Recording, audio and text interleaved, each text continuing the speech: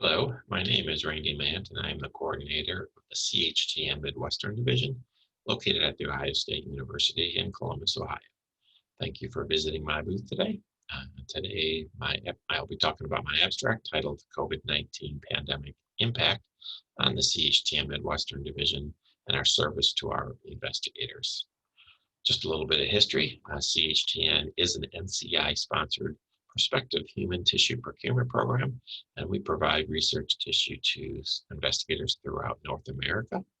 The COVID-19 pandemic has caused strain on everybody throughout the country and the world.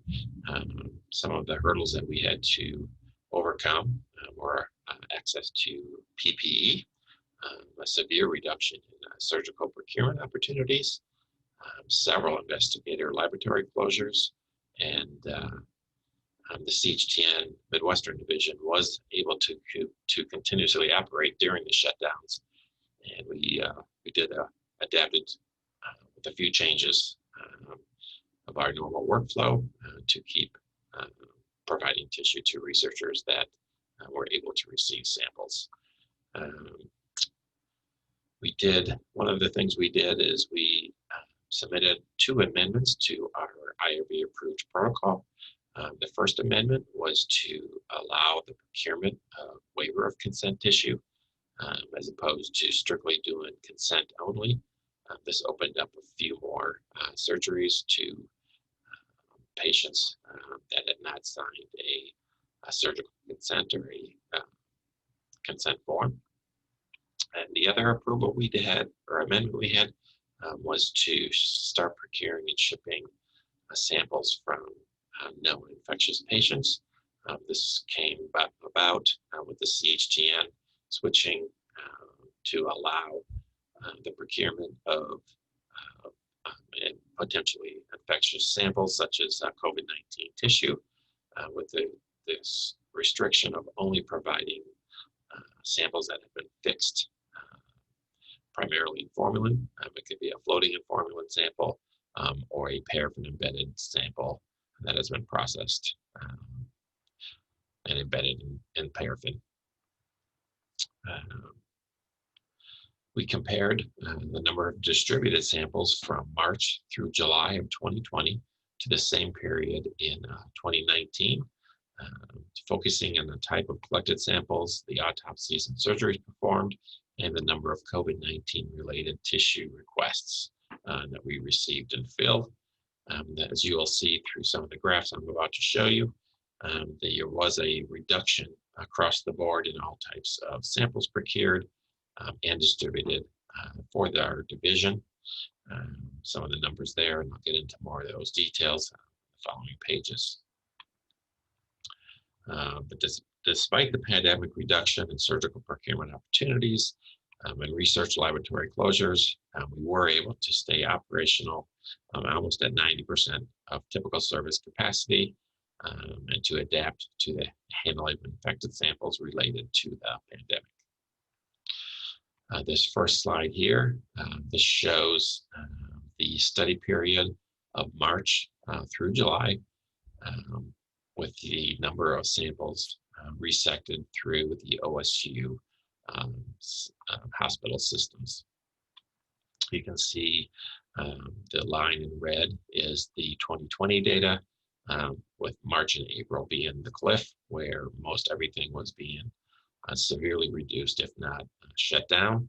But then we see an increase in May, June, and by July, we're almost back up to 2019 numbers as far as tissue samples collected. This graph here kind of breaks it down by surgeries, autopsies, and fluid collection. Again, it shows the 2019 data being a little further ahead than the 2020 data, but with the addition of waiver of consent samples, that helped us recoup a little bit faster there in May. In June and July, you can see we outdid the numbers from the previous year in 2019.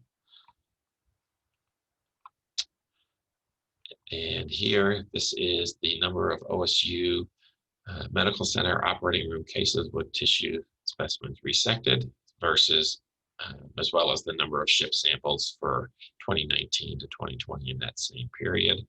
You can see the dip in the procurement during March and April, and it comes back up in May, June, and July. And you can see March 13th, I believe, or March 15th was probably the date where everything started shutting down. So we had some good productivity earlier in March that kept our numbers pretty decent. But you can see April was a big dip as far as number of samples we were able to serve. May, June, and July, we were able to keep above 2019 numbers.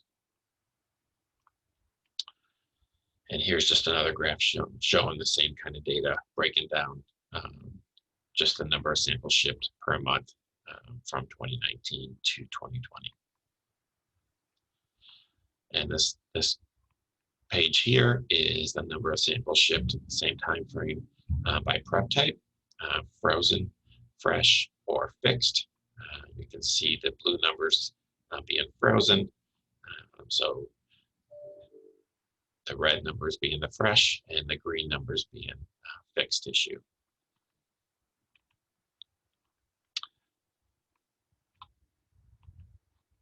My last slide, just some acknowledgements and references for the National Cancer Institute, the CHTN, and the CHTN Midwestern Division. If you have any questions or need to contact me directly, there's my email, randy.mant@osumc.edu. Thank you and have a great day.